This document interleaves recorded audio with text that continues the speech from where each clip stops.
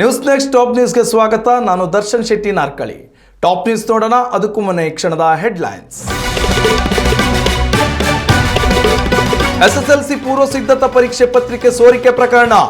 ಶಿಕ್ಷಣ ಇಲಾಖೆಯಿಂದ ಮಹತ್ವದ ಗೈಡ್ಲೈನ್ಸ್ ಪ್ರಕಟ. ಶಿಕ್ಷಕರಿಗೆ ಮೊಬೈಲ್ ಬಳಕೆಗೆ ನಿರ್ಬಂಧ. ರಾಜ್ಯದ ಗೃಹಲಕ್ಷ್ಮಿಯರಿಗೆ ಭರ್ಜರಿ ಗುಡ್ ನ್ಯೂಸ್. 2 ತಿಂಗಳ ಕಂತು ಬಿಡುಗಡೆಯಾಗಿದೆ ಎಂದ ಲಕ್ಷ್ಮಿ ಹೆಬ್ಬಾಳ್ಕರ್. ಶೀಘ್ರದಲ್ಲೇ ನಿಮ್ಮ ಖಾತೆಗಳಿಗೆ ಹಣ ಎಂದ ಸಚಿವೆ. ಮತದಾರರ ಪಟ್ಟಿಯ ವಿಶೇಷ ಪರಿಷ್ಕರಣೆ ಬಹುತೇಕ ಪೂರ್ಣ. ಫೆಬ್ರವರಿಯಿಂದ ಎಸ್ಐಆರ್ ಪ್ರಕ್ರಿಯೆಗೆ ಚಾಲನೆ. ಇವರೆಗೆ 3.5 ಕೋಟಿ ವಿವರಗಳು ತಾಳೆ.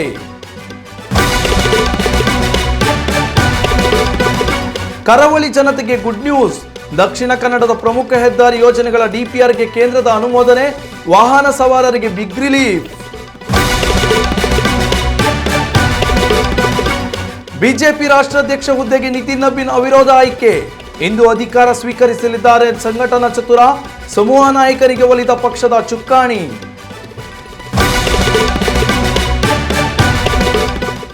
ಎಸ್ಎಸ್ಎಲ್ಸಿ ಪರೀಕ್ಷಾ ಫಲಿತಾಂಶ ಸುಧಾರಣೆಗೆ ವಾಮಮಾರ್ಗ ಆಯ್ಕೆ ಮಾಡಿಕೊಂಡಿದ್ದ ಶಿವಮೊಗ್ಗ ಹಾಗೂ ಕಲಬುರಗಿ ಶಾಲೆಗಳ ಕೆಲ ಶಿಕ್ಷಕರು ತಾವಾಗಿಯೇ ಪೂರ್ವ ಸಿದ್ಧತಾ ಪರೀಕ್ಷೆಯ ಪ್ರಶ್ನೆ ಪತ್ರಿಕೆ ಸೋರಿಕೆ ಮಾಡಿದ್ದರು.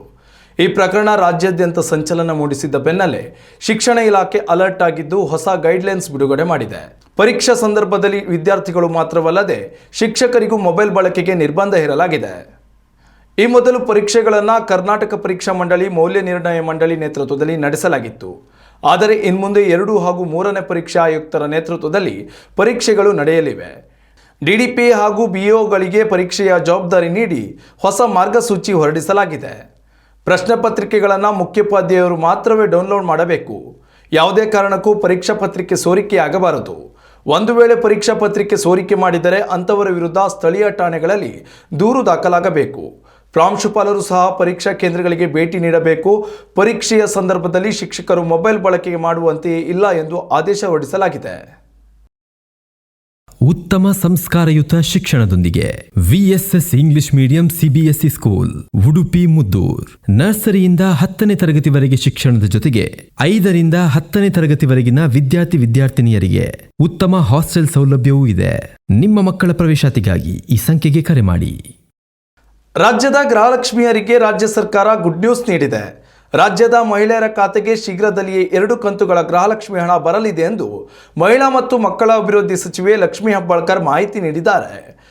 ಬೆಳಗಾವಿ ಜಿಲ್ಲೆ ಖಾನಾಪುರ ತಾಲೂಕಿನ ನಂದಗಡ ಗ್ರಾಮದಲ್ಲಿ ನಡೆದ ಸಂಗೊಳ್ಳಿ ರಾಯಣ್ಣ ವೀರಭೂಮಿ ಸ್ಮಾರಕ ಲೋಕಾರ್ಪಣೆ ಕಾರ್ಯಕ್ರಮದಲ್ಲಿ ಭಾಗವಹಿಸಿ ಮಾತನಾಡಿದ ಅವರು, ಗೃಹಲಕ್ಷ್ಮಿ ಯೋಜನೆಯ ಅಡಿಯಲ್ಲಿ ಪ್ರತಿ ತಿಂಗಳು ರಾಜ್ಯದ ಮಹಿಳೆಯರ ಬ್ಯಾಂಕ್ ಖಾತೆಗಳಿಗೆ 2,000 ರೂಪಾಯಿ ಹಾಕುವ ಕೆಲಸವನ್ನು ಪ್ರಾಮಾಣಿಕತೆಯಿಂದ ಮಾಡುತ್ತಿದ್ದೇವೆ. ಹಣ ಜಮೆಯಲ್ಲಿ ವಿಳಂಬವಾಗ್ತಿದೆ ಎಂದು ಮಹಿಳೆಯರು ಆತಂಕಕ್ಕೆ ಒಳಗಾಗಿದ್ದರು. ಆದರೆ ಇಂದು ಸ್ವತಃ ಸಿಎಂ ಸಿದ್ದರಾಮಯ್ಯ ಅವರು 2 ಕಂತುಗಳ ಹಣ ಬಿಡುಗಡೆ ಮಾಡಿದ್ದೇನೆ, ಶೀಘ್ರದಲ್ಲೇ ಅವರ ಖಾತೆಗಳಿಗೆ ಹಣ ಹಾಕಿ ಎಂದು ಸೂಚನೆ ನೀಡಿದ್ದಾರೆ ಎಂದು ಹೇಳಿದ್ದಾರೆ. ಬೇರೆ ಪಕ್ಷಗಳು ಜಾತಿ ಧರ್ಮವನ್ನು ಮುಂದಿಟ್ಟುಕೊಂಡು ಸಮಾಜವನ್ನು ಒಡೆಯುವ ಕಾರ್ಯ ಮಾಡುತ್ತಿದ್ದರೆ, ನಮ್ಮ ಸರ್ಕಾರವು ಗ್ಯಾರಂಟಿ ಯೋಜನೆಗಳ ಮೂಲಕ ಬಡವರ ಬದುಕನ್ನು ಬೆಳಗುತ್ತಿದೆ. ಗ್ಯಾರಂಟಿ ಯೋಜನೆಗಳನ್ನು ಸಮನಾಗಿ ಎಲ್ಲರಿಗೂ ತಲುಪಿಸುವ ಕಾರ್ಯ ಮಾಡುತ್ತಿದ್ದೇವೆ ಎಂದು ಸಂತಸ ವ್ಯಕ್ತಪಡಿಸಿದರು. ರಾಜ್ಯದಲ್ಲಿ ಮತದಾರರ ಪಟ್ಟಿಯ ಪೂರ್ವ ಪರಿಷ್ಕರಣೆ ಬಹುತೇಕ ಪೂರ್ಣಗೊಂಡಿದೆ. ಕರ್ನಾಟಕದಲ್ಲಿ ಎಸ್ಐಆರ್ಗೆ ಪೂರ್ವಭಾವಿಯಾಗಿ 2002ರ ಮತದಾರರ ಪಟ್ಟಿಯೊಂದಿಗೆ 2025ರ ಮತದಾರರ ಪಟ್ಟಿ ತಾಳೆ ಮಾಡಲಾಗುತ್ತಿದೆ. ರಾಜ್ಯದಲ್ಲಿರುವ 5,54,00,000 ಮತದಾರರ ಪೈಕಿ 3,05,00,000 ಮಂದಿಯ ವಿವರಗಳು ಈವರೆಗೆ ತಾಳೆಯಾಗಿದೆ. ಮುಂದಿನ ತಿಂಗಳಿನಿಂದ ಮತದಾರರ ಪಟ್ಟಿಯ ಪರಿಷ್ಕರಣೆಗೆ ಅಧಿಕೃತ ಚಾಲನೆ ದೊರಕುವ ಸಾಧ್ಯತೆ ಇದೆ. ಕೇಂದ್ರ ಚುನಾವಣಾ ಆಯೋಗವು ಈಗಾಗಲೇ ದೇಶದ ಹಲವು ರಾಜ್ಯಗಳಲ್ಲಿ ಎಸ್ಐಆರ್ ಪ್ರಕ್ರಿಯೆಗೆ ಚಾಲನೆ ನೀಡಿದೆ. ರಾಜ್ಯದಲ್ಲಿ ಪೂರ್ವಭಾವಿಯಾಗಿ ಡಿಸೆಂಬರ್ ತಿಂಗಳಿನಿಂದ ಚಾಲನೆ ದೊರಕಿದೆ. 2002ರ ಮತದಾರರ ಪಟ್ಟಿಯೊಂದಿಗೆ 2025ರ ಮತದಾರರ ಪಟ್ಟಿಯನ್ನು ತಾಳೆ ಮಾಡಲಾಗುತ್ತಿದೆ. ಸರಿಯಾದ ದಾಖಲೆ ನೀಡಿದವರು ಮಾತ್ರ ಮತದಾರರ ಪಟ್ಟಿಯಲ್ಲಿ ಉಳಿಯುತ್ತಾರೆ. ಈ ತಿಂಗಳ ಅಂತ್ಯದ ವೇಳೆಗೆ ಎಸ್ಐಆರ್ ಪೂರ್ಣಗೊಳಿಸಲು ನಿರ್ಧರಿಸಲಾಗಿದೆ. ಇನ್ನು ಈ ವಿಚಾರವಾಗಿ ಸಿಎಂ ಸಿದ್ದರಾಮಯ್ಯ ಮಾತನಾಡಿದ್ದು, ಕೇಂದ್ರ ಚುನಾವಣಾ ಆಯೋಗ ನಡೆಸುತ್ತಿರುವ ಈ ಮತದಾರರ ಪಟ್ಟಿ ಪರಿಷ್ಕರಣೆ ವಿಚಾರದಲ್ಲಿ ನಮ್ಮ ಪಕ್ಷ ಎಂದಿಗೂ ರಾಜಕೀಯ ಮಾಡುವುದಿಲ್ಲ. ಆದರೆ ನಿಜವಾದ ಮತದಾರರು ಮತದಾರರ ಪಟ್ಟಿಯಿಂದ ಕೈತಪ್ಪಿ ಹೋಗುವಂತೆ ಆಗಬಾರದು ಎಂಬುದಷ್ಟೇ ನಮ್ಮ ಉದ್ದೇಶ ಎಂದು ಹೇಳಿದರು. ಉತ್ತಮ ಸಂಸ್ಕಾರಯುತ ಶಿಕ್ಷಣದೊಂದಿಗೆ VSS English medium CBSE school Udupi Muddur. ನರ್ಸರಿಯಿಂದ 10ನೇ ತರಗತಿವರೆಗೆ ಶಿಕ್ಷಣದ ಜೊತೆಗೆ 5ರಿಂದ 10ನೇ ತರಗತಿವರೆಗಿನ ವಿದ್ಯಾರ್ಥಿನಿಯರಿಗೆ ಉತ್ತಮ ಹಾಸ್ಟೆಲ್ ಸೌಲಭ್ಯವೂ ಇದೆ. ನಿಮ್ಮ ಮಕ್ಕಳ ಪ್ರವೇಶಾತಿಗಾಗಿ ಈ ಸಂಖ್ಯೆಗೆ ಕರೆ ಮಾಡಿ. ಮಳೆಗಾಲದ ಸಂದರ್ಭದಲ್ಲಿ ಅಕ್ಷರಶಃ ನರಕದಂತೆ ಭಾಸವಾಗುತ್ತಿದ್ದ ಮಂಗಳೂರು ಬೈಪಾಸ್ ಸೂರತ್ಕಲ್ ಬಿಸಿ ರೋಡ್ಗಳ ರಸ್ತೆ ಅಭಿವೃದ್ಧಿಗೆ ಕೊನೆಗೂ ಕಾಲ ಕೂಡಿ ಬಂದಿದೆ. ಭಾರತೀಯ ರಾಷ್ಟ್ರೀಯ ಹೆದ್ದಾರಿ ಅಭಿವೃದ್ಧಿ ಪ್ರಾಧಿಕಾರ ದಕ್ಷಿಣ ಕನ್ನಡ ಜಿಲ್ಲಾ ಜನತೆಗೆ ಗುಡ್ ನ್ಯೂಸ್ ನೀಡಿದ್ದು, ಈ ರಸ್ತೆಗಳನ್ನು ಮೇಲ್ದರ್ಜೆಗೇರಿಸುವ ಕಾಮಗಾರಿಗೆ ಅನುಮೋದನೆ ನೀಡಿದೆ. ಇದರಿಂದ ಜಿಲ್ಲೆಯ ಮೂಲಸೌಕರ್ಯ ಅಭಿವೃದ್ಧಿಗೆ ಮತ್ತಷ್ಟು ಪುಷ್ಟಿ ದೊರಕಿದೆ. ಅನುಮೋದನೆ ಪಡೆದುಕೊಂಡ ಯೋಜನೆಯ ಅನುಸಾರ 35 ಕಿಲೋಮೀಟರ್ ವ್ಯಾಪ್ತಿಯ ಮಂಗಳೂರು ಬೈಪಾಸ್ ನಿರ್ಮಾಣ, ಸೂರತ್ಕಲ್ನಿಂದ ಬಿಸಿ ರೋಡಿನವರೆಗೆ ರಾಷ್ಟ್ರೀಯ ಹೆದ್ದಾರಿ ಮೇಲ್ದರ್ಜೆಗೇರಿಸುವ ಕಾಮಗಾರಿ ಹಾಗೂ ತಲಪಾಡಿಯಿಂದ ಕುಂದಾಪುರದವರೆಗೆ ರಾಷ್ಟ್ರೀಯ ಹೆದ್ದಾರಿ 66ರಲ್ಲಿ ಸರ್ವಿಸ್ ರಸ್ತೆಗಳು ನಿರ್ಮಾಣಗೊಳ್ಳಲಿವೆ.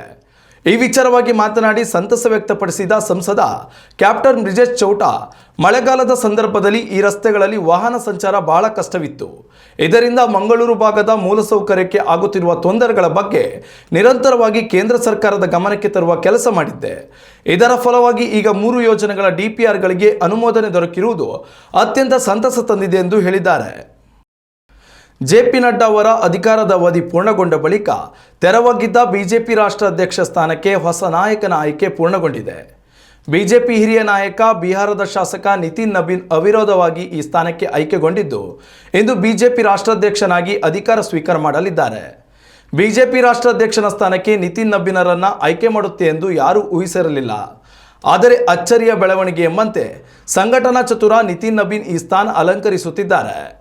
20 ವರ್ಷಗಳ ರಾಜಕೀಯ ಜೀವನದ ಅನುಭವ ಹೊಂದಿರುವ ನಿತಿನ್ ನಬೀನ್ ವಿದ್ಯಾರ್ಥಿ ಜೀವನದಿಂದಲೇ ABVP ಪ್ರವೇಶಿಸುವ ಮೂಲಕ ಬಿಜೆಪಿ ಸಂಪರ್ಕಕ್ಕೆ ಬಂದವರು.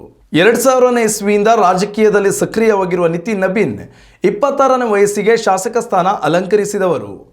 ಮಾಜಿ ಶಾಸಕ ದಿವಂಗತ ನಬೀನ್ ಕಿಶೋರ್ ಪ್ರಸಾದ್ ಸಿನ್ಹಾ ಅವರ ಪುತ್ರ ನಿತಿನ್ ನಬೀನ್ ಬಂಕಿಪುರ ವಿಧಾನಸಭಾ ಕ್ಷೇತ್ರದಿಂದ 5 ಬಾರಿ ಶಾಸಕನಾಗಿ ಆಯ್ಕೆಯಾಗಿದ್ದಾರೆ. ಲೋಕೋಪಯೋಗಿ ಸಚಿವ ಸ್ಥಾನವನ್ನು ನಿತಿನ್ ನಿಭಾಯಿಸಿದ್ದಾರೆ. RSS ಹಿನ್ನೆಲೆ ಹೊಂದಿರುವ ನಿತಿನ್ ನಬೀನ್ ಪಕ್ಷ ಸಂಘಟನೆಯಲ್ಲಿ ಚಾಣಕ್ಯ ಎಂದು ಹೇಳಿದರೆ ತಪ್ಪಾಗಲಾರದು. ಬಿಹಾರ ಕಾರ್ಯಕಾರಿ ಅಧ್ಯಕ್ಷರಾಗಿಯೂ ಸೇವೆ ಸಲ್ಲಿಸಿದ ನಿತಿನ್ ಬಳಿಕ ಪಕ್ಷದ ರಾಷ್ಟ್ರೀಯ ಜವಾಬ್ದಾರಿ ಹೊತ್ತಿದ್ದರು. ಛತ್ತೀಸ್ಗಢ ರಾಜ್ಯ ಬಿಜೆಪಿ ಉಸ್ತುವಾರಿಯಾಗಿಯೂ ಕೂಡ ನಿತಿನ್ ಸೇವೆ ಸಲ್ಲಿಸಿದ್ದಾರೆ.